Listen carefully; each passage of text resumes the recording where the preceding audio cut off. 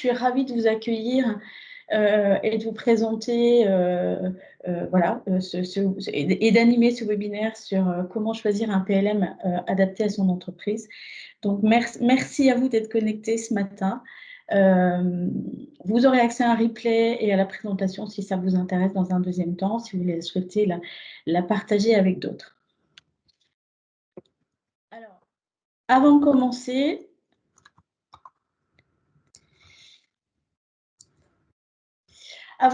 je vais vous demander de couper vos micros et vos caméras.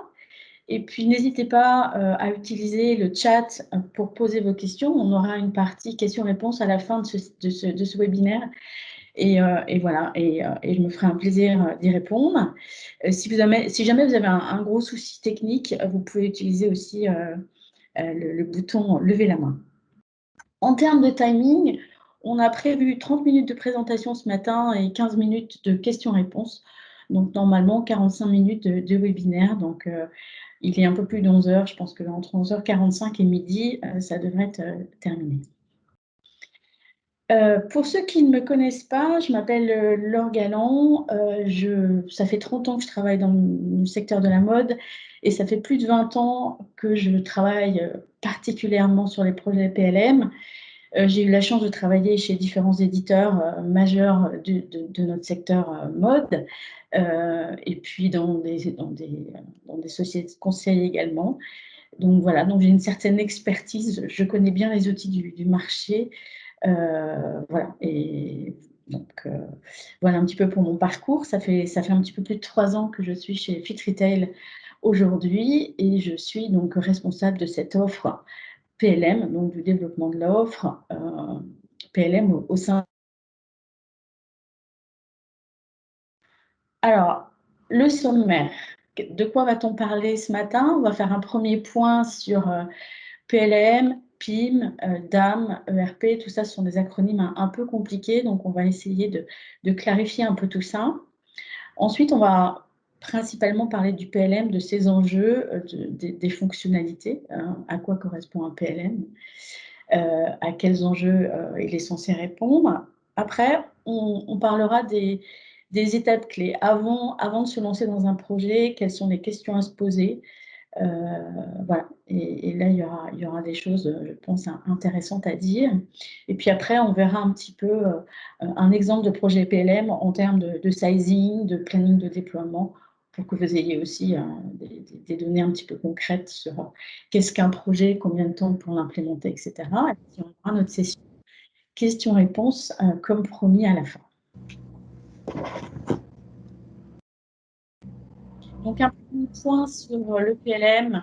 Le PIM, le DAM, le RP, un petit rappel des basiques en termes d'acronymes.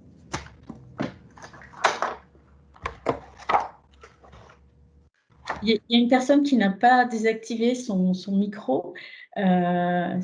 Si cette personne-là pouvait le faire, ça serait sympathique parce qu'on a pas mal de bruit de fond. Et comme en fait cette session est enregistrée, ça serait bien de ne pas avoir tous ces bruits parasites. Merci beaucoup en tout cas. Alors, on va commencer par le PLM. De quoi parle-t-on quand on parle de PLM? Qu'est-ce que ça veut dire? Le PLM, déjà, si on reprend l'acronyme, ça veut dire Product Lifecycle Management. Donc, en français, on va dire que c'est la gestion du cycle de vie des produits. Donc, un PLM, ça sert à quoi? Ça permet de gérer, évidemment, comme son nom l'indique, le cycle de vie du produit depuis l'idée première, donc depuis le brief marketing jusqu'à la fin de vie du produit. Donc le PLM, il va centraliser toutes les données liées au produit. Alors le produit au sens large, hein, parce que ça va aussi impacter les matières, les couleurs, les fournisseurs, en tout cas toutes les informations qui sont nécessaires au développement du produit et à sa mise au point. Et en général, une fois que le produit est validé dans le PLM, donc il est OK, à ce moment-là, c'est d'autres outils qui prennent la main et on va le voir, pour toute la phase de commercialisation, de production, etc. Le PLM, c'est vraiment le premier outil qui est très en amont pendant les développements des collections, puisqu'en fait, c'est l'outil qui permet de porter toute cette phase de conception et de développement.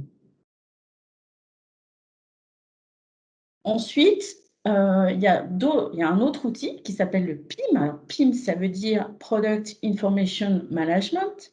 Donc, en français, c'est la gestion de l'information produit. Le PIM, c'est quoi? Le PIM, c'est un outil qui permet de centraliser, d'organiser, de gérer au mieux les données produits marketing afin de les diffuser efficacement sur différents canaux de diffusion. Les catalogues papier, par exemple, les catalogues en ligne, les sites web, les applications mobiles. Donc, le PIM, il est vraiment lié à ça, il est vraiment lié à cette gestion des données produits pour diffusion. Ces données, c'est quoi? Les données du PIM, c'est quoi? Ça peut être des caractéristiques techniques du produit, par exemple la dimension du produit, sa compo, ça peut être des caractéristiques marketing, comme des photos, des pictos, des vidéos, ça peut être des ressources numériques, ça peut être un argumentaire produit, ça peut être des caractéristiques commerciales, des codes barres, des tarifs, etc. Donc, le PIM, il est principalement utilisé par les services marketing, commerce et logistique. Grâce à cette centralisation, le PIM permet un gain de temps important, une réduction d'erreurs, une diffusion rapide des données sur les différents canaux. Ça, c'est le PIM. Donc, le PIM, c'est vraiment la publication des informations produits. Ensuite, on a le DAM. Donc, le DAM, ça veut dire Digital Asset Management. Donc, en fait, en français, on pourrait dire gestion des ressources numériques. Donc, le DAM, il permet de quoi? Il permet de stocker, de gérer au mieux les données numériques et les fichiers médias de l'entreprise. Par exemple, les vidéos, les photos, tout ce qui est PDF, les fichiers audio, etc. On pourrait comparer le DAM à une médiathèque en ligne interne à l'entreprise qui vient souvent en complément d'une solution de PIM ou d'une solution de PLM. Il peut également, il y a certains PLM et certains PIM qui prévoient, enfin qui incluent dans leur offre en fait un DAM. Donc, quelquefois, on n'a pas besoin d'avoir un DAM en complément. Les PLM ou les PIM peuvent proposer aussi un DAM. Le dernier outil, enfin la dernière solution dont on va parler là, c'est l'ERP. Donc l'ERP, c'est quoi? L'ERP, ça veut dire Enterprise Resource Planning. Donc l'ERP, on va dire que c'est un logiciel de gestion intégrée. C'est un logiciel qui permet de gérer, de centraliser les données globales d'une entreprise. Alors, on va parler de facturation, de paye, de stock, de gestion commerciale, de ressources humaines, etc. Le RP, c'est vraiment le socle auquel chaque service de l'entreprise va se rattacher pour gérer plus facilement des processus automatisés comme justement la gestion des commandes, la gestion de la paye, la facturation, les fournisseurs, etc. Alors, le RP, de par son envergure, parce que c'est vraiment des outils lourds et de par son coût, s'adresse plutôt en fait aux moyennes et aux grandes entreprises. Donc voilà un petit peu la clarification de ces acronymes PLM, PIM, DAM, ERP. Le PLM, puisqu'on va s'intéresser maintenant principalement au PLM, le PLM en général, et en fait on va dire même quasi systématiquement, est interfacé avec l'ERP. Pourquoi? Parce que quand on va commencer à créer des données produits, des données matières, des données couleurs dans le PLM, derrière, on ne va pas ressaisir toutes ces données dans l'ERP quand on va faire une saisie de commande ou quand on va générer un ordre de fabrication. Donc, c'est vraiment deux outils qui sont complètement intégrés et on va le revoir dans la suite de cette présentation. Si jamais il y a des choses qui ne sont pas claires, si jamais vous avez des questions par rapport à ces sujets, n'hésitez pas à utiliser le module, la fonction chat pour poser vos questions. Donc, si on fait une petite synthèse un peu de ces différents outils, on va dire que si on fait que du référencement produit et pas du développement, on ne va pas utiliser un PLM, mais plus un PIM. Si on veut gérer de la donnée produit à destination d'un site web, c'est plutôt le PIM qui va répondre à cette problématique. Si on veut réaliser un cahier des charges produit à destination d'un fabricant, c'est plutôt le PLM qui va répondre à ça. Si on veut développer des matières, bah, c'est plutôt le PLM également. Si on veut réaliser un costing matière à partir d'une nomenclature et puis de coût main-d'œuvre, ben, c'est aussi le PLM. Par contre, si on veut gérer des informations prix pour mon produit dans tous mes pays et dans toutes mes monnaies, etc., bah, du coup, ça sera plutôt le PIM. Donc, chaque solution a un objectif principal qui est rappelé ici sur ce slide. Des types de données qui sont gérés dans chaque solution, et puis des utilisateurs internes et des utilisateurs externes. Donc là, c'est une petite synthèse de ce qu'on a vu juste avant, juste pour rappeler en fait un petit peu toutes ces informations et le positionnement de chaque solution. Alors maintenant, on va s'intéresser principalement au PLM. Donc le PLM, quels enjeux, quelles fonctionnalités? Alors, le développement d'un produit, évidemment, nécessite de coordonner de nombreux acteurs, des acteurs internes, des stylistes, des modélistes, des responsables d'achat, mais aussi des acteurs externes.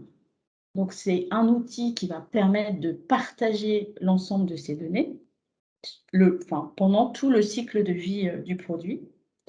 Donc, l'objectif du PLM, c'est quoi? C'est avoir la bonne information partout, à tout moment, anticiper les étapes de développement de produit pour réduire le time to market. C'est ça, en fait, on peut dire la promesse du PLM. Donc, en général, ce PLM, c'est une base de données qui est accessible sur le web, évidemment sécurisée, avec des accès sécurisés, pour partager toutes ces données produits et être sûr qu'on n'a qu'une seule information à jour et mise à jour en temps réel. Donc, fini les fichiers Excel gérés sur tous les PC. Là, on centralise la donnée, on la partage et on est sûr de travailler sur une donnée à jour. Donc le PLM, c'est vraiment la plateforme qui va gérer toutes ces données relatives aux produits, aux matières premières, aux fournisseurs, à l'approvisionnement, etc., pendant toute la phase de développement des collections.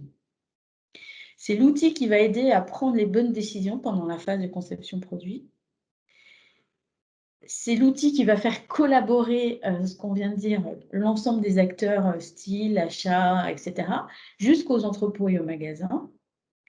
Donc, il va centraliser, consolider toutes les informations issues de sources différentes, et cela pendant tout le cycle de vie du produit, qui est rappelé un peu ici au niveau de ce slide. Donc, le PLM, il va surtout porter toute la phase de conception, mais il va également porter les informations relatives à la matière, à la traçabilité de la matière, voire évidemment, et même c'est important, aux zones de fabrication de ces matières. Évidemment, la phase de confection est importante et est gérée aussi dans le PLM.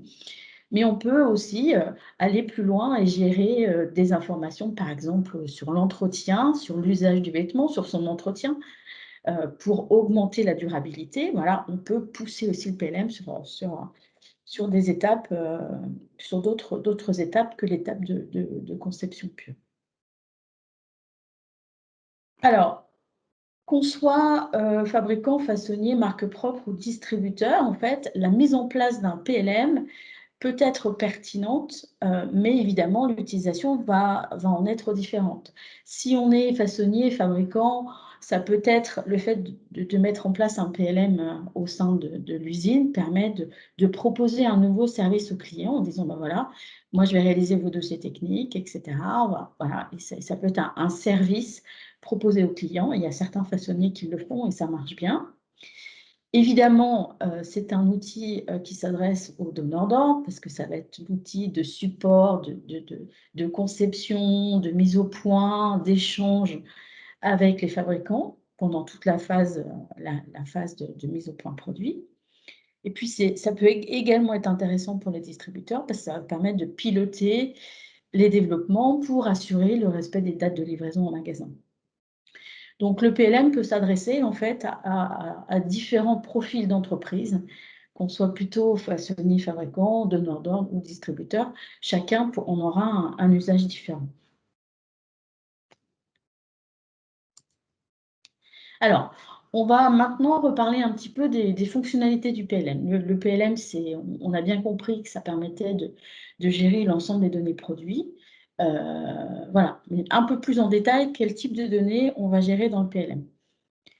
Alors, on va commencer par voir les fonctionnalités du cœur, vraiment du PLM. Il y en a même certains qui, sur ce cœur-là, ne parlent pas de PLM, mais de PDM, donc de Product Data Management. C'est vraiment le cœur. Alors, le cœur, c'est quoi? Ça va être toutes les données relatives à la matière, donc les tissus, les fournitures, avec les informations de prix, avec les informations techniques, évidemment, avec les informations de fournisseurs associés. Donc ça, c'est important parce que quand on développe un produit, on utilise des matières dans la nomenclature, donc on a besoin d'avoir cette partie matière. On a évidemment les fonctionnalités relatives au produit. Le produit, il a des attributs, il a des caractéristiques, il a un croquis, qu'on soit sur un croquis manuel ou un croquis Illustrator, en tout cas, il a un visuel. Il aura une nomenclature qui va évoluer pendant toute la phase de développement, parce que pendant cette phase de mise au point, là, cette nomenclature, elle va évoluer. Mais en tout cas, il faut pouvoir porter cette nomenclature, donc le détail des matières et des fournitures qui vont rentrer dans la confection du produit. Potentiellement, si j'ai des informations d'un outil CAO, il faut que je puisse rattacher ce patronage à mon produit, rattacher également un barème de mesure, pouvoir générer un dossier technique, parce un des avantages du PLM, c'est d'automatiser le dossier technique, de le standardiser, et puis aussi de gérer tout ce qu'on appelle les fitting sessions, donc en fait les sessions d'essayage, puisqu'évidemment, il va y avoir un premier proto, un deuxième proto, un troisième proto, enfin, des side sets, etc. Il va y avoir tout un cycle d'échantillonnage et de mise au point qui doit évidemment être porté, tous ces essayages, toutes ces corrections qu'on va faire et tous ces allers-retours avec le fournisseur sont portés par le PLM. Ensuite, on va gérer tout ce qui est lié au sourcing et au costing, c'est-à-dire les fournisseurs. Quels sont les fournisseurs potentiels qui vont entrer dans la fabrication? Si je veux faire du multi-sourcing, ben voilà, il faut que je puisse gérer ces données-là. Et puis les données de costing, qu'on soit sur un prix d'achat type produit fini, donc des infos assez basiques, ou alors sur un PRI un peu plus compliqué, basé sur la nomenclature et sur une opération de main-d'œuvre. Et puis voilà, en tout cas, le costing, c'est une fonctionnalité importante parce que potentiellement, je vais avoir envie de faire du multi-costing, de comparer mes costings chez mes différents fournisseurs et de prendre une décision par rapport à ça. Donc la partie sourcing et costing, c'est important. Il est noté là une partie commande potentiellement gérée par le PLM. Là-dessus, sur le PLM, on parle de commande d'échantillons, évidemment. Et puis potentiellement, il y a certains éditeurs qui poussent des modules de commande matière, donc on soit sur des tissus et des fournitures, mais uniquement de collection.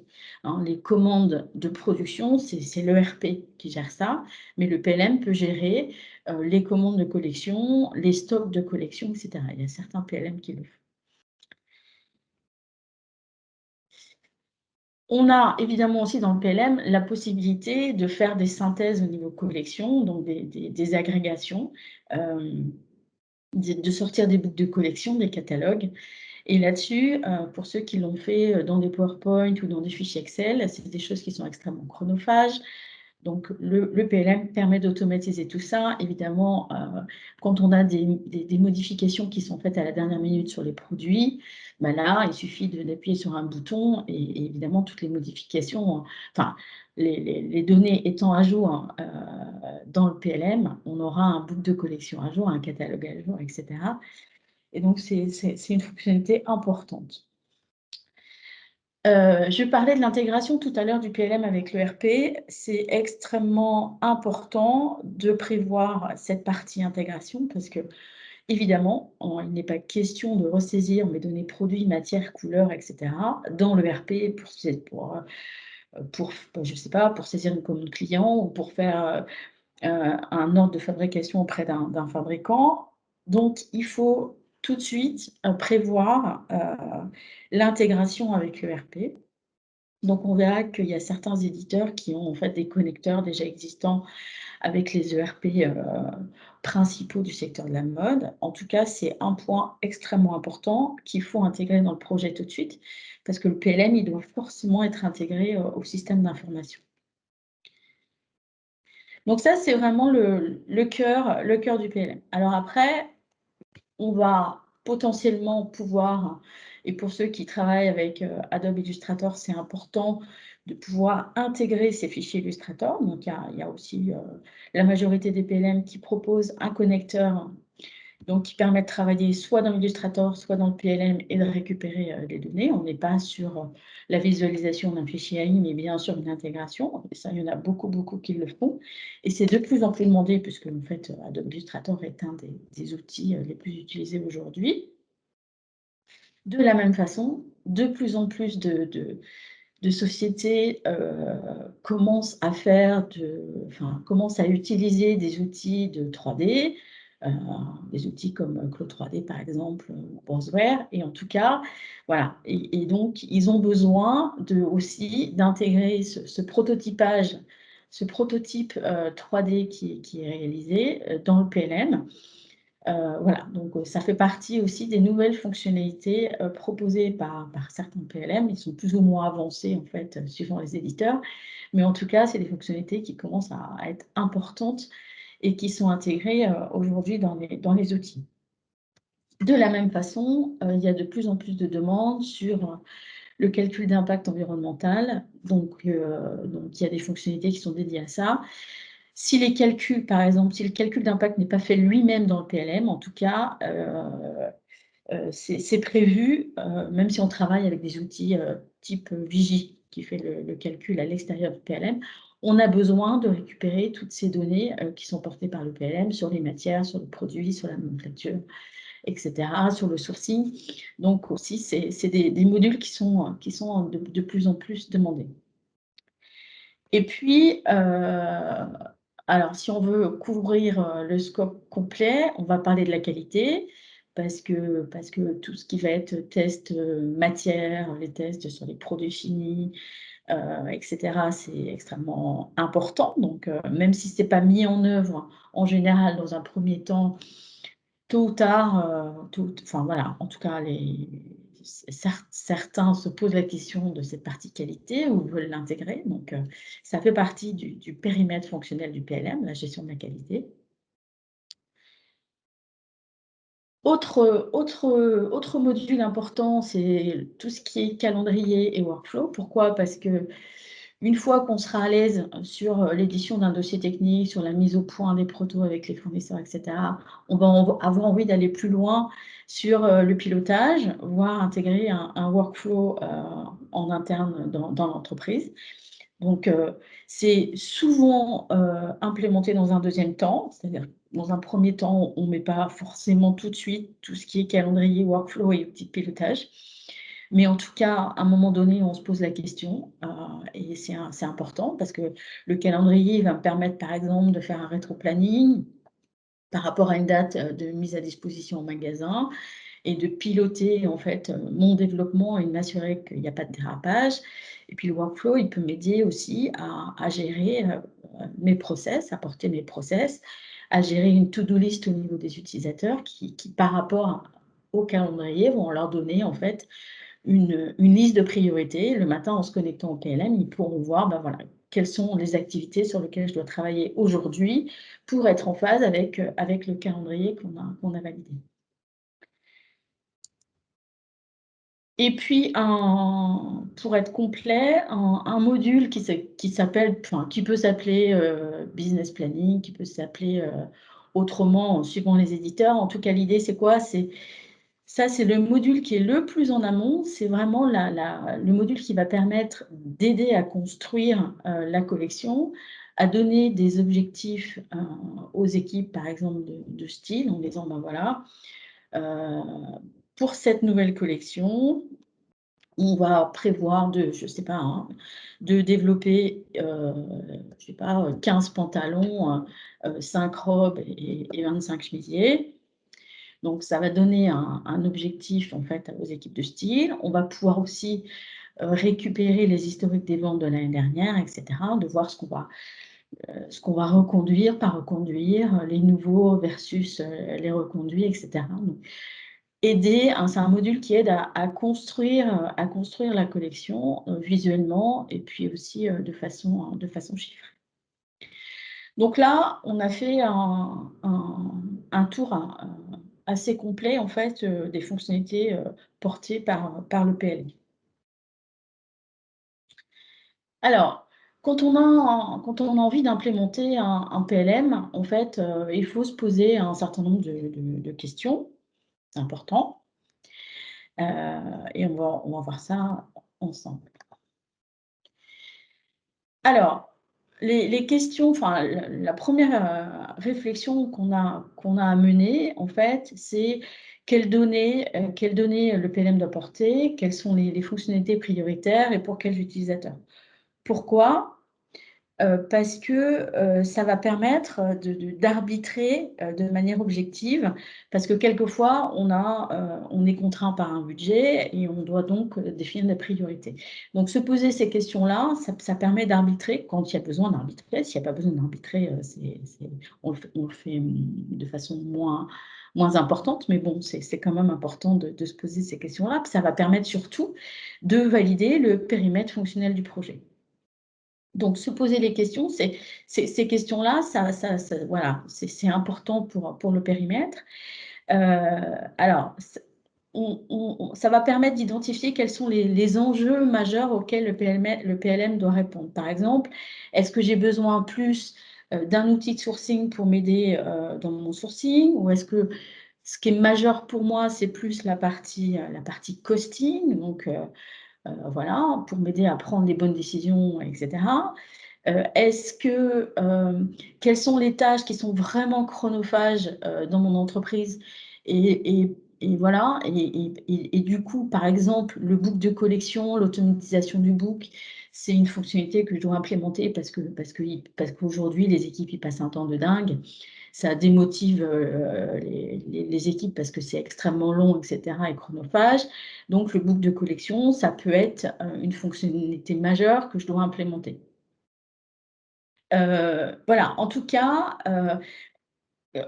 se poser les questions sur quels sont les risques les plus importants qui concernent la fiabilité de mes données. Enfin, c'est important de mener cette réflexion pour identifier, voilà, les fonctionnalités prioritaires, pour quels utilisateurs, etc. Donc là, sur ce slide, j'ai mis un exemple, et c'est souvent les choses qu'on retrouve dans les projets. C'est le besoin initial, ça va être le dossier technique pour l'automatiser, pour donner de la lisibilité, de la fiabilité, pour standardiser les documents, parce qu'aujourd'hui, souvent, quand c'est fait dans Excel, suivant les catégories de produits et les développeurs produits qui vont travailler, on n'a pas forcément un document standard.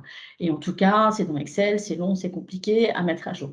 Donc, souvent, une des priorités, c'est le dossier technique. Mais voilà, c'est un exemple. La partie essayage et commentaires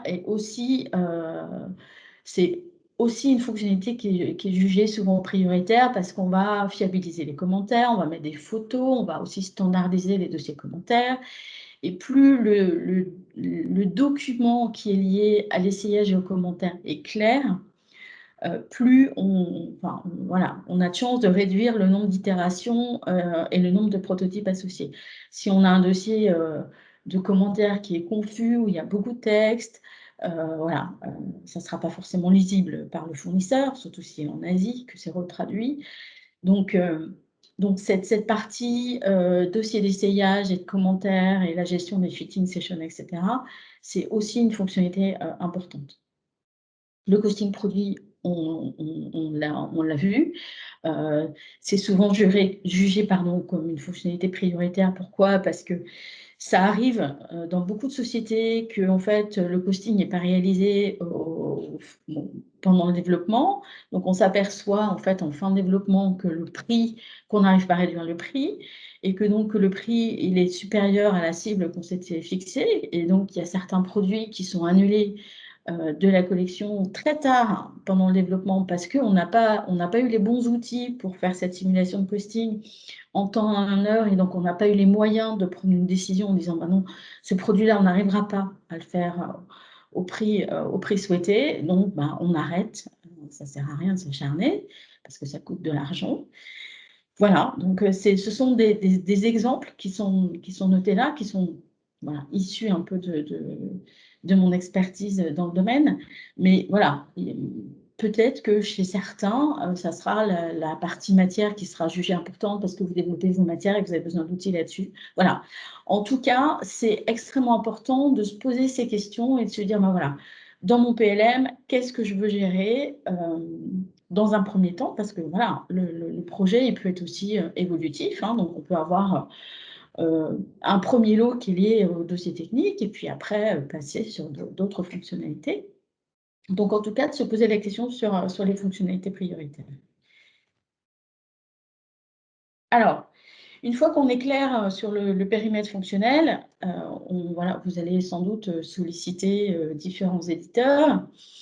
Vous allez organiser des présentations, vous faire aider par des cabinets, mais en tout cas, cette phase de choix va être importante. Et avant de choisir une solution, c'est important d'évaluer le PLM que vous allez voir, pas uniquement sur l'axe fonctionnel. Évidemment, l'axe fonctionnel, il est important, puisqu'on l'a vu juste avant, on a besoin de s'assurer que le PLM couvre bien les fonctionnalités prioritaires qu'on a définies. Donc ça, il n'y a pas de sujet là-dessus. Mais c'est important aussi d'évaluer le PLM selon d'autres axes. Alors, on a l'axe technique. Est-ce que c'est une solution qui est full SaaS, par exemple? Quels sont les outils d'intégration proposés par l'éditeur? Puisqu'en fait, le PLM va devoir s'intégrer à un ERP, donc l'aspect technique est hyper important. Évidemment, l'aspect prix. Quels sont les types de licences? Quel est le prix de l'abonnement, par exemple, puisqu'il y a de plus en plus d'abonnements proposés par an et par utilisateur. Le projet, c'est aussi important. Est-ce qu'il y a une équipe locale? Est-ce que, si c'est un éditeur américain, par exemple, est-ce qu'il a des consultants qui parlent français? Quelle est la durée de mise en œuvre? Et puis, sur l'éditeur, quelles sont les références clients dans mon secteur d'activité? Et ça, c'est particulièrement important. Pourquoi? Parce que plus un éditeur sera présent dans votre domaine, plus vous augmentez vos chances que la solution PLM proposée intègre des fonctions clés de votre secteur qui vont être basées sur les bonnes pratiques métiers. Donc ça, la partie aussi référence client chez l'éditeur, c'est super important. Alors, moi, voilà, moi, je pense que c'est important d'évaluer une solution sur ces différents axes. Évidemment, on peut donner des pondérations. Évidemment, on peut aller un petit peu plus loin aussi au sein de chaque axe pour définir les choses plus finement. Mais voilà, en tout cas, la réflexion, elle ne doit pas être que sur le fonctionnel ou que sur le fonctionnel et le prix, mais vraiment sur le fonctionnel, le technique, le prix, le projet et puis l'éditeur et ses références.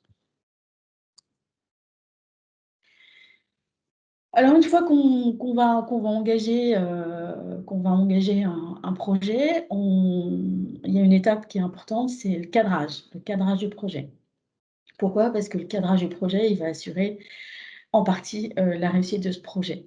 Donc définir le périmètre, identifier les enjeux, ça c'est important. La première étape, on en a déjà parlé. Ensuite, par rapport à ce projet, il va falloir définir une gouvernance, donc un RACI, un rôle et responsabilité entre vous, client et l'éditeur, définir une équipe projet avec des key users, évidemment définir un comité de pilotage qui est souvent plus au niveau direction, à quelle fréquence vous allez faire ces comités projets, ces comités de pilotage. Donc la gouvernance du projet, c'est extrêmement important. Ensuite, il va y avoir une partie sur le lotissage. Est-ce que le projet va être phasé en plusieurs lots ou pas? Est-ce qu'il va être découpé ou pas, hein, voilà, suivant l'importance du projet, il n'y a pas forcément de lotissage, mais en tout cas, il faut se poser la question. Et puis, évidemment, construire un planning avec un plan projet entre le kick-off, donc entre la réunion de lancement et le go live, ce planning. Et puis de réfléchir à l'intégration en disant quel est l'écosystème qui va être impacté par ce PLM. Souvent, il y a le RP, mais quelquefois, il y a d'autres outils, notamment, on parlait du PIM tout à l'heure, il peut y avoir un PIM aussi. En tout cas, voilà, se poser la question de l'intégration de ce PLM dans votre écosystème. Donc ça, c'est le cadrage du projet et c'est une phase super importante. Alors, quelques conseils complémentaires. Pour augmenter vos chances, travailler en mode projet. Donc, un point qui paraît une évidence, mais qui l'est souvent pas, c'est identifier un leader interne, un chef de projet, ou alors il n'est pas identifié comme un chef de projet, mais en tout cas un leader interne qui va être là pour booster les équipes, pour s'assurer que les ateliers, quand il y a des choses à préparer, tout est bien préparé. Enfin voilà, qui va porter un peu le projet en interne. Et ça, c'est important d'identifier un leader interne. Privilégier un go live rapide sur un périmètre réduit. On parlait du lotissage il y a 2 minutes. Moi, je pense que c'est mieux de pas attendre des mois et des mois et des mois avant de faire un go live, parce que vous allez perdre la motivation des utilisateurs, vous allez perdre un peu tout le monde. Donc peut-être que, moi, je pense que ça fait partie des bonnes pratiques de se dire, on fait au bout de 3 mois, même si on est sur un périmètre réduit, on fait déjà un premier go live. Par exemple, sur la partie matière, si on est OK sur les matières. Et déjà, les utilisateurs commencent à pratiquer, à adopter l'outil, à travailler avec, etc. Et puis après, on élargit le périmètre fonctionnel au fur et à mesure. Libérer du temps à l'équipe projet, là aussi, ça paraît une évidence, mais bon, vous allez définir une équipe projet avec des key users par fonction. Et ces gens-là, évidemment, ils ont un métier très prenant, ils ont des contraintes, business, etc. Mais pour que le projet avance, il va falloir leur libérer du temps, parce que sinon, ils ne pourront pas être disponibles pour participer aux ateliers métiers. Et du coup, voilà, le projet risque de prendre plus de temps que prévu. Autre recommandation, ne pas négliger les coûts d'intégration, parce que ça peut être des coûts importants. Intégration, on est d'accord, entre le PLM et le RP. Vérifier s'il n'y a pas des connecteurs standards proposés par l'éditeur avec votre RP. Et puis, ne pas sous-estimer ces coûts d'intégration, parce qu'en fait, au fur et à mesure des migrations, vous allez évidemment devoir peut-être ajuster les interfaces entre votre PLM et votre RP. Et une autre recommandation qui n'est pas notée là, mais j'aurais tendance à dire rester simple, système maître, système esclave, et on évite le bidirectionnel dans tous les sens qui complique les choses et qui augmente les coûts. Dernier point, opter pour une solution simple. On va dire privilégier le standard. Ça, c'est toujours aussi une de mes recommandations. On imagine toujours que voilà, qu'on a des besoins spécifiques, etc. Souvent, les éditeurs, ils développent leurs outils basés sur les bonnes pratiques. En général, au fur et à mesure de leurs clients aussi, ils mettent à jour les fonctionnalités par rapport à des besoins.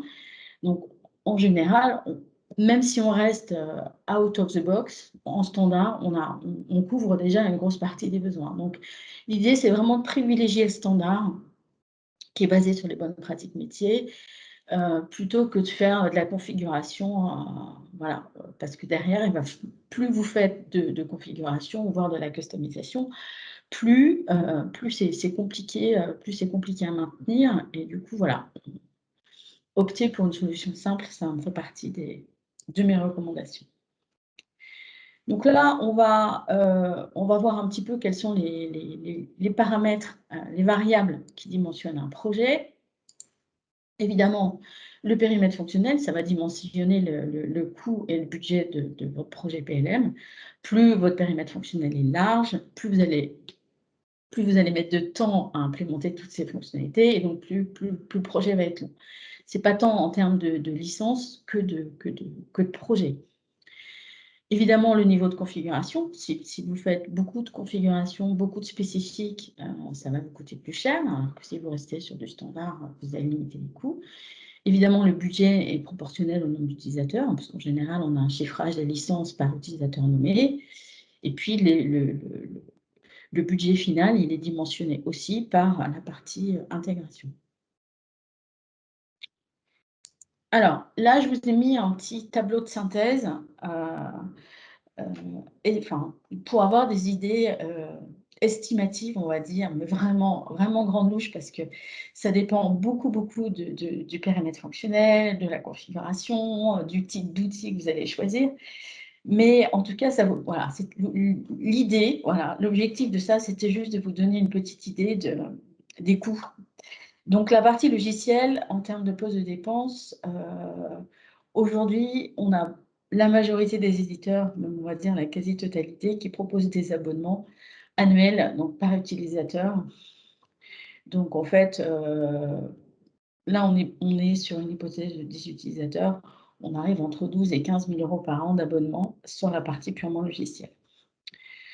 La fourchette haute, c'est un petit peu plus cher. Et après, sur la partie service, et c'est là où ça dimensionne vraiment le projet, c'est la durée de mise en œuvre. Quand on a des outils qui sont soit peu configurables, soit qui sont faits pour être implémentés rapidement, qui sont liés plus à des petites sociétés.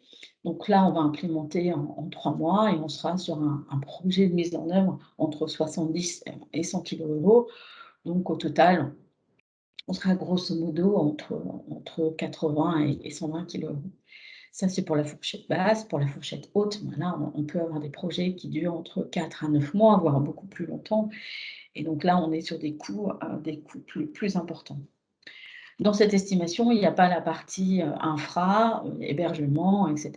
Et il n'y a pas non plus la partie coût côté client, puisqu'en fait, là, vous avez les coûts de service, hein, de l'éditeur ou de l'intégrateur, mais vous n'avez pas les coûts de votre chef de projet ou des key users utilisés sur le projet, parce que là, évidemment, ça représente des coûts aussi pour vous. Voilà, l'objectif de ce slide, c'était de vous donner vraiment, mais en grande masse une nouvelle fois, et je vais mettre plein de... oui, vous dire que c'est vraiment, vraiment estimatif et que ça dépend après totalement de plein de variables, mais en tout cas d'avoir un petit ordre d'idée de budget par rapport à votre projet. Et puis ensuite, je pense qu'on va arriver au dernier slide. Sur la partie projet, donc un exemple de déploiement d'un projet PLM. Donc, on voit sur ce planning, et là aussi, hein, c'est vraiment voilà, pour vous donner une idée des différentes étapes. Après, chaque éditeur a sa méthode d'implémentation, souvent qui lui est propre, ou l'intégrateur a sa méthode également. En tout cas, les phases amont, on voit qu'il y a la partie cadrage, etc. C'est vraiment en amont et c'est important de le réaliser en amont. La phase kick-off importante pour le lancement du projet PLM, souvent, et c'est bien quand ce kick-off est impulsé par une direction générale, par exemple, en tout cas quand ils sont présents pour faire passer les messages en disant que le PLM, voilà, c'est un projet d'entreprise, c'est une décision d'entreprise, c'est des budgets qui sont conséquents. Et voilà, donc souvent ce kick-off, il est impulsé par une direction générale et c'est bien. Donc le kick-off, c'est le lancement du projet.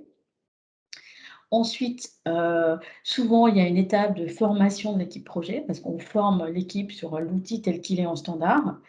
Puis après, pendant les ateliers, donc pendant l'analyse détaillée, on va analyser les écarts entre le standard et votre besoin à vous.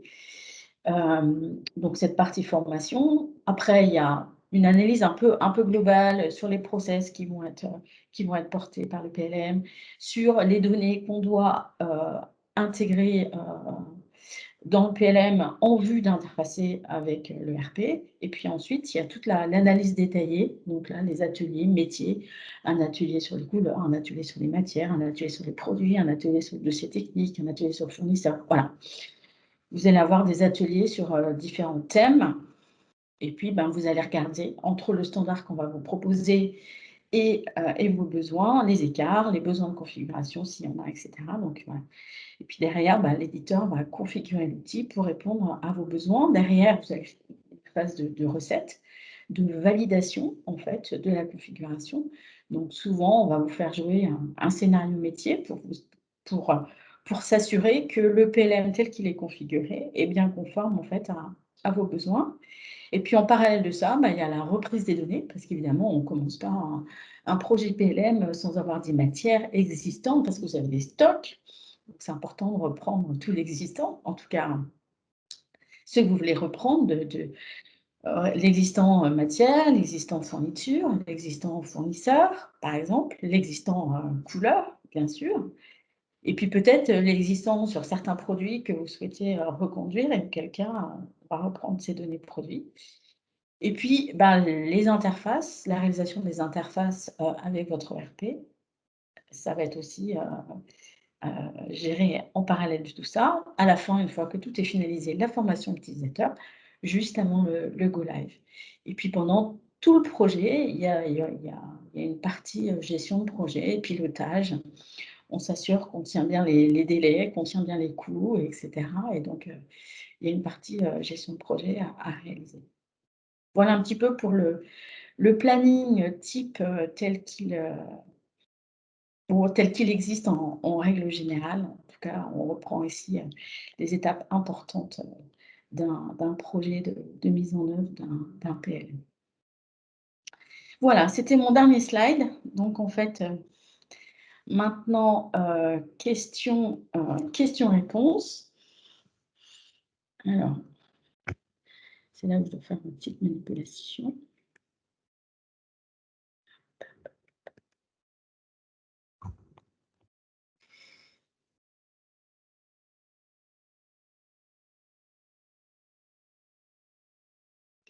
Et regardez dans le chat. Je n'ai pas de questions. Ah si, il y en a une. Ah, une question de Damien. Avez-vous une liste d'outils à recommander à tout hasard? Alors, c'est vrai que j'ai fait le choix de pas parler particulièrement d'outils parce qu'il y en a beaucoup. Il y en a beaucoup. Il y en a qui sont... Enfin voilà, on en connaît bien certains puisqu'on les implémente au quotidien. En tout cas, il y en a beaucoup. Je peux en citer quelques-uns. Pour moi, c'était pas l'objet ce matin parce qu'en fait... je dirais que chaque outil répond à une problématique, répond à un périmètre fonctionnel, répond à un budget spécifique, répond à des problématiques projets aussi spécifiques. Donc, ça m'embête de mettre en avant certains éditeurs par rapport à d'autres. Je pourrais vous préconiser certaines solutions, mais je ne connais pas votre entreprise, je ne connais pas vos besoins. Donc, si vous voulez qu'on continue cette discussion, je pense que ça sera peut-être mieux qu'on ait une discussion soit de vive voix ensemble, soit par mail, et comme ça, de cerner exactement quelles sont vos problématiques, quelles sont vos attentes, et je pourrais bien sûr vous parler enfin, voilà, vous préconiser certaines solutions plutôt que d'autres. Parfait. Donc on pourra continuer cette conversation ensemble, Damien, parce qu'évidemment, on connaît bien les outils. Il y a des nouveaux acteurs qui arrivent aussi également. Il y a des outils qui sont plus liés à des petites entreprises. Donc, je serais ravie en tout cas d'en discuter avec vous. Pas d'autres questions? Génial. Pas de questions. J'en déduis que ça a été clair pour tout le monde et que voilà, que vous n'avez pas de questions. Écoutez, s'il n'y a pas de questions, il est 11h51.